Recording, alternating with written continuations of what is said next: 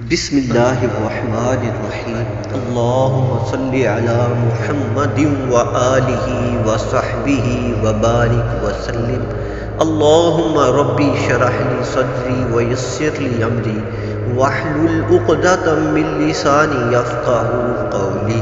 15 رجب المرجب امام جعفر صادق علیہ السلام کا یوم وصال ہے۔ اسی مناسبت سے ہم آپ کا ذکر خیر کر رہے ہیں۔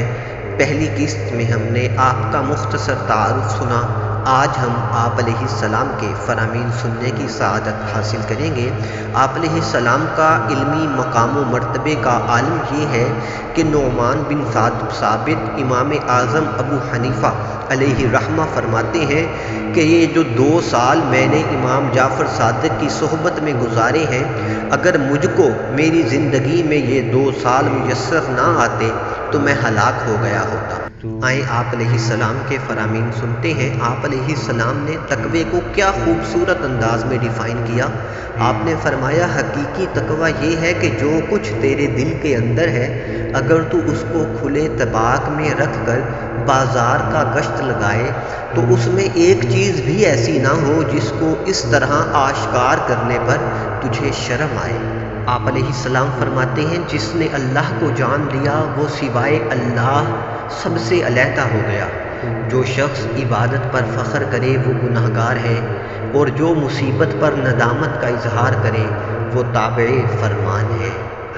منافقت کی دوستی سے کھلم کھلا عداوت کہیں بہتر ہے۔ سب سے بہتر جہاد یہ ہے کہ تو انتقام کی قدرت رکھتے ہوئے غصے کو پی جائے اور بدلہ نہ لے۔ شکایت کا ترک کرنا صبر ہے۔ بسیار خوری اور فاقہ کشی دونوں عبادت میں رکاوٹ کا باعث ہیں۔ خدا رحمت کرے اس بندے پر جو بارسا ہو اور لوگوں سے سوال نہ کرے۔ نفس خدا کا دشمن ہے، اس لیے اپنے نفس کا دشمن خدا کا دوست ہے۔ عالموں کا فقر اختیاری ہوتا ہے اور جاہلوں کا فقر اضطراری۔ انسان اپنے اعمال میں آزاد تو ہے لیکن اس کی آزادی لامحدود نہیں، اس لیے کہ اس کے اختیار میں کچھ شائبہ جبر بھی ہے۔ آزمائش ایک شرط ہے جس سے بندگان حق نوازے جاتے ہیں۔ بلا کا نزول ہلاکت ہی کے لیے نہیں بلکہ امتحان کے لیے بھی ہوتا ہے۔ ہمارا دین سراپا ادب ہے، جو اس کو ملحوظ نہ رکھے بد نصیب ہے۔ دوسروں کے مال کا لالچ نہ کرنا بھی سخاوت ہے۔ دل کی آنکھ عبادت سے کھلتی ہے، اس کی رسائی لامکاں تک ہے، اور کائنات کا کوئی راز اس سے پنہا نہیں۔ انسان کے پاس ایک ایسی قوت بھی ہے جو مستقبل میں جھانک سکتی ہے۔ یہ اس وقت بیدار ہوتی ہے جب حواس خمسہ سو رہے ہوں اور دماغ مشاہدات کی مداخلت سے آزاد ہو۔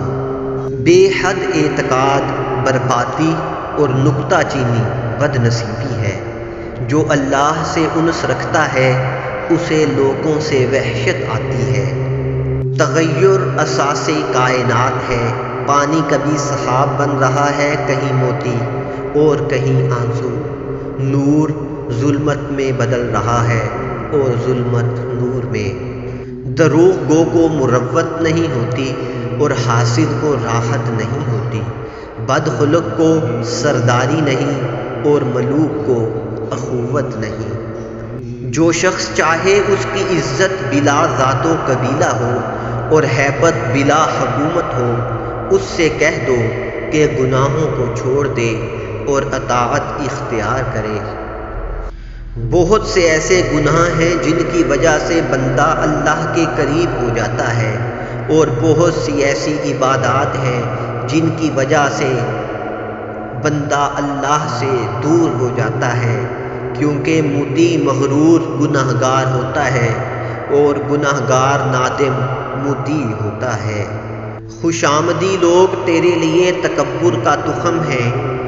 ایک گناہ بہت ہے اور 1000 اطاعت قلیل۔ آدمی کی نیک بختی اس میں بھی ہے کہ اس کا دشمن عقل مند ہو۔ متکبر اطاعت کرنے والا عاصی ہے اور عاصی عذر کے سبب اطاعت کرنے والا ہے۔ توبہ کرنا آسان مگر گناہ چھوڑنا مشکل ہے۔